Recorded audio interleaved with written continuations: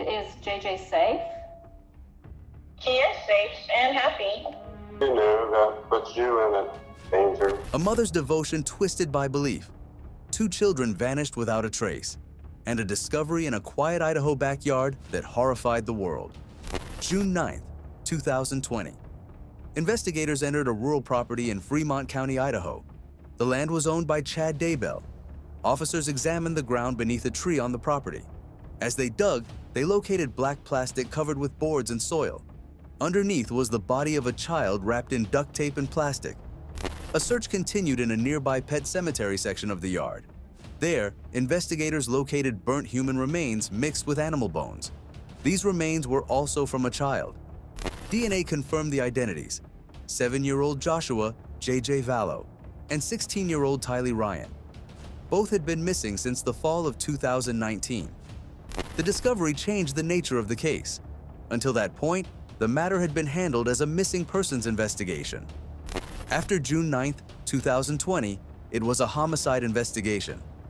The path to those graves began years earlier. Who were they? Before we talk about how they died, we need to talk about how they lived. JJ loved Spider-Man. He wore the costume everywhere, to the park, to bed, even to doctor's appointments. He had autism and a smile that could light up a room. When he laughed, everyone around him laughed too. Teachers described him as sweet, affectionate, and full of energy. Tylee was 17, protective, fiercely loyal to her little brother. She'd play along with his superhero games, calling him her little hero. Friends described her as creative and independent, someone with her own mind who always put JJ first. She loved photography and had dreams beyond the small-town life she knew. Their mother, Lori Vallow, was viewed by those around her as patient and devoted. Teachers praised her care for JJ's needs. Relatives saw a stable family unit. There were no obvious red flags in those early years. But something was changing beneath the surface. Something dark. Family origins. In 2006, Lori married Charles Vallow. Lori brought a daughter from a previous marriage, Tylee Ryan, a young child at the time. Friends and relatives described the family as stable during this period. Lori and Charles later adopted Joshua J.J. Vallow in 2014. J.J. was the biological grandson of Charles's sister, Kay Woodcock. He had autism. Those who interacted with the family observed Lori as patient with J.J.'s needs. Tylee was described as protective and attentive toward him. At this stage, Lori was viewed as a committed mother. There were no public signs of instability within the family unit. Life appeared normal, unremarkable. Emergence of new beliefs. Around 2017, Lori began discussing religious themes centered on the end of the world. She became interested in writings authored by Chad Daybell, an Idaho resident who had published several books. These books referenced near-death experiences, prophecy, and preparation for an impending global transformation. They drew loosely from Latter-day Saint cultural concepts, but represented interpretations outside official church teachings. In 2018, Lori met Chad in person. They participated together in religious podcasts and group discussions. At that time, Chad was married to Tammy Daybell. The two had 5 children together. As Lori and Chad grew closer, their shared religious ideas became increasingly extreme. They believed they were chosen to prepare for the end times and claimed they were receiving revelations from God. Then the beliefs took a darker turn. Chad told Lori that certain people around them were dark spirits or zombies, meaning their souls were gone and replaced by evil forces. Lori began applying these labels to people in her life, including her husband Charles Vallow, her brother-in-law Brandon Boudreaux, and eventually her own children. Lori's behavior became more isolated and secretive. She spent more time communicating with Chad, often in private, while her relationships with family members became strained. This belief system marked a turning point in her behavior. Escalation. By early 2019, Lori began claiming that her husband Charles was dark or possessed. Charles contacted law enforcement on January 31, 2019. Police body camera footage documented his report that Lori had stated she was preparing for the end of the world and that he was in danger. He requested intervention due to concerns for his safety and the children's safety. What did she say yesterday? She said, "You're not Charles. I don't know who you are, what you did with Charles. Okay. So what makes her a danger to herself and to others? She threatened me, murder me, kill me. She threatened to murder you? Yeah. In February 2019, Charles filed for divorce. He wrote that Lori had threatened his life and that her beliefs were causing unpredictable behavior. Then came July 11, 2019. Charles Vallow went to Lori's residence in Arizona to pick up JJ. Lori's brother, Alex Cox, was present. Cox told police that Charles and Lori argued and that Charles struck him with a baseball bat, leading Cox to shoot him. Lori and Tylee both confirmed aspects of this account in interviews. So you get in an argument? What is it over? Well, it was over my sister. He was getting physical with her. Police initially accepted the explanation as self-defense. Charles Vallow died at the scene. The case would be re-examined later in connection with subsequent events. Shortly after Charles's death, Lori relocated with JJ and Tylee to Rexburg, Idaho, where Chad Daybell lived. Alex Cox also relocated and lived in the same apartment complex. The pieces were falling into place. Disappearance of the children. On September 8, 2019, Lori, Tylee, JJ, and Alex visited Yellowstone National Park. A photo from the trip is the last confirmed evidence of Tylee being alive. On September 9, 2019, cell phone location data placed Alex Cox at Chad Daybell's property for approximately 2 hours in the morning. Later that day, Chad texted his wife, Tammy, stating he had shot and buried a raccoon in the pet cemetery. No raccoon was found during later excavation. On September 22, 2019, JJ was seen alive for the last time. A couple visiting Lori's home reported seeing Alex carry JJ into Lori's apartment that evening. On September 23, 2019, cell phone data again placed Alex Cox at Chad Daybell's property, this time for approximately 17 minutes. JJ was not seen again afterward. Both children were now missing. Death of Tammy Daybell. On October 19, 2019, Tammy Daybell died at home. Chad reported that she had been ill. No autopsy was performed at the time, and she was buried quickly. Relatives did not suspect foul play initially. 2 weeks later, on November 5, 2019, Lori and Chad were married on a beach in Hawaii. 2 weeks. That's how long Chad waited. The proximity between the death of Tammy and Chad's remarriage drew scrutiny once the children's disappearance became public. Missing persons investigation begins. Police publicly announced that JJ and Tylee were missing. The FBI joined the investigation. The case became national news. Lori and Chad were located in Kauai, Hawaii. They were seen on beaches and in resorts. They did not appear to be attempting to hide. Authorities instructed Lori to produce the children. She did not. Instead, she stated they were safe. She provided no addresses, names, or evidence. She was given a court order with a deadline. She refused to comply. Within days, Lori and Chad left Idaho. They were located in Hawaii without the children. When questioned, they refused to provide their location. In December 2019, Tammy Daybell's body was exhumed. An autopsy was performed, leading to further investigation. On December 12, 2019, Alex Cox died in Arizona. His death was later ruled natural due to a blood clot. The disappearance of the children continued to draw national attention. Law enforcement action. On January 25, 2020, Lori was served with a court order to produce JJ and Tylee. She did not comply. On February 20, 2020, Lori was arrested in Hawaii for child desertion and contempt. She was extradited to Idaho. The investigation continued through spring 2020. Digital evidence, phone records, and timeline analysis of location data directed law enforcement to Chad Daybell's property. On June 9, 2020, investigators executed a search warrant on Chad Daybell's property. They searched an area behind his home, near a fire pit, and on a small marked section of ground. Human remains were discovered. They were later identified as Tylee Ryan and Joshua J.J. Vallow. JJ's body was wrapped in plastic and duct tape. Tylee's remains had been burned and dismembered. Chad Daybell was arrested at the scene. Lori remained in custody. The discovery confirmed the outcome that many had feared.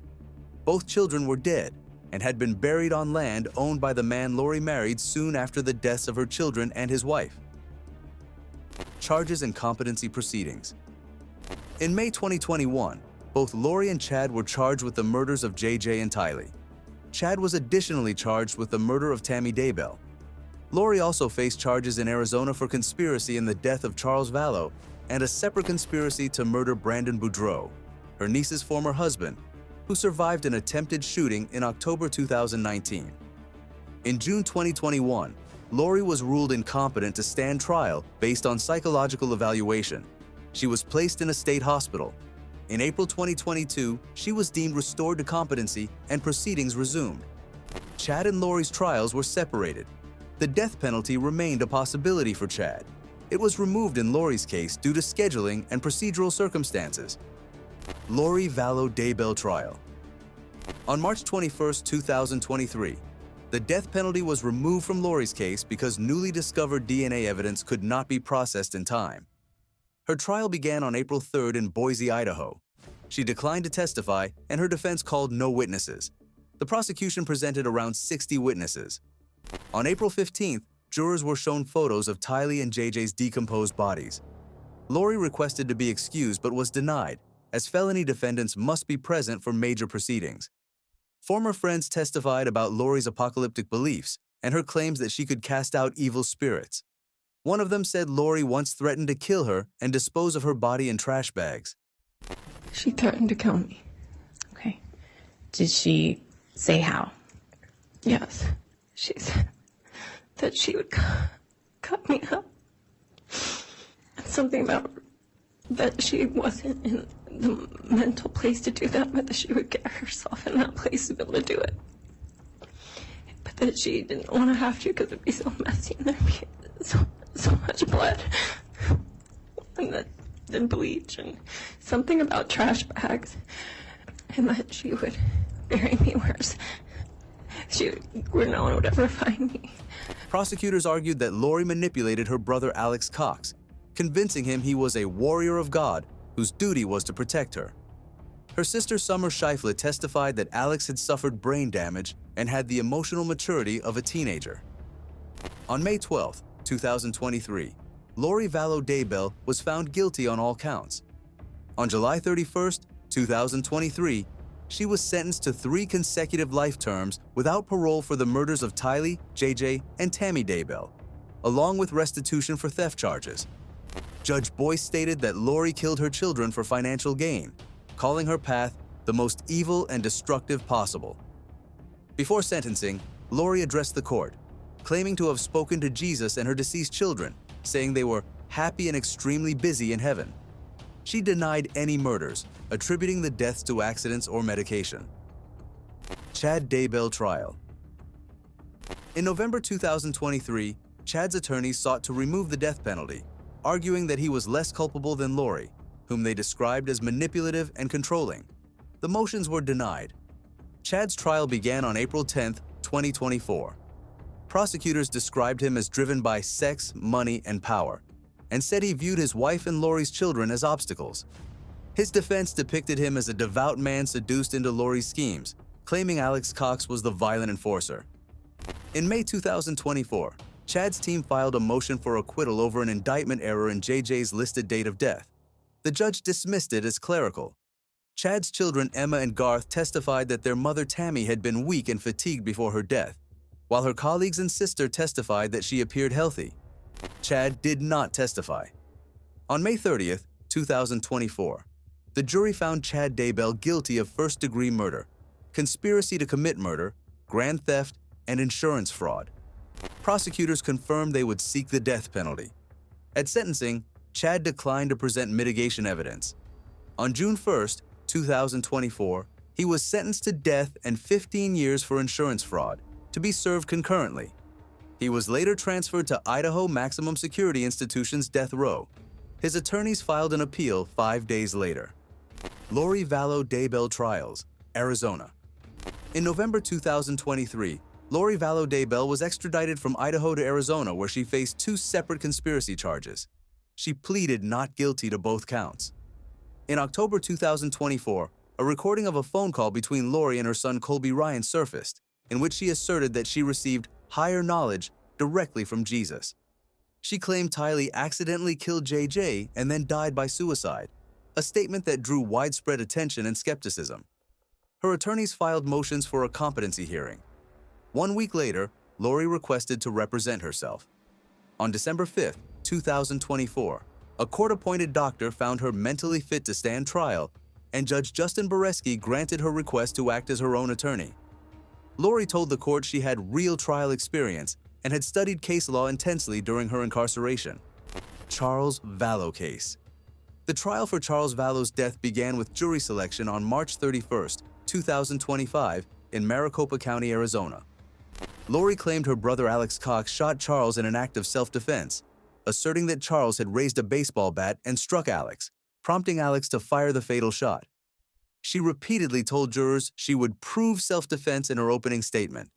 Prosecutors rejected that version. They argued the shooting was a premeditated murder conspiracy led by Lori and Alex, designed to clear the way for Lori to marry Chad Daybell and access Charles's life insurance benefits. Investigators pointed to text messages dating back weeks that showed Lori and Alex coordinating their religious beliefs and discussing Charles as a zombie or dark spirit. Key testimony included that of Lori's surviving brother, Adam Cox, who said he and Charles were planning to confront Lori about her religious beliefs at the time of Charles's death. He testified he was absolutely convinced Lori had conspired with Alex to kill Charles. On April 22, 2025, the jury found Lori Vallow Daybell guilty of conspiracy to commit murder of Charles Vallow. After the verdict, she filed a motion for a new trial, claiming juror bias, prosecutorial misconduct, discovery violations, and a violation of her rights under the Religious Freedom Restoration Act, but that motion was denied. This verdict added another life sentence to Lori's already growing list of convictions. Brandon Boudreaux case. Despite her convictions, prosecutors proceeded with the Boudreaux case to secure justice for Brandon Boudreaux. Lori represented herself again. She claimed no crime had occurred, compared her trial to biblical betrayals, and said she was all about spreading love. Prosecutors presented evidence linking her to the shooting attempt through cell phone data and surveillance footage showing her with Alex Cox and Chad Daybell. Brandon Boudreaux testified about the attempt on his life and Lori's role in the collapse of his marriage. On June 12, 2025, the jury found Lori guilty of conspiring to murder Brandon Boudreaux. She was sentenced on July 25th to 2 consecutive life sentences without parole and fined $267,000 per case. Judge Boreski stated she had shown blatant disregard for humanity. In August 2025, Lori filed appeals for both Arizona convictions.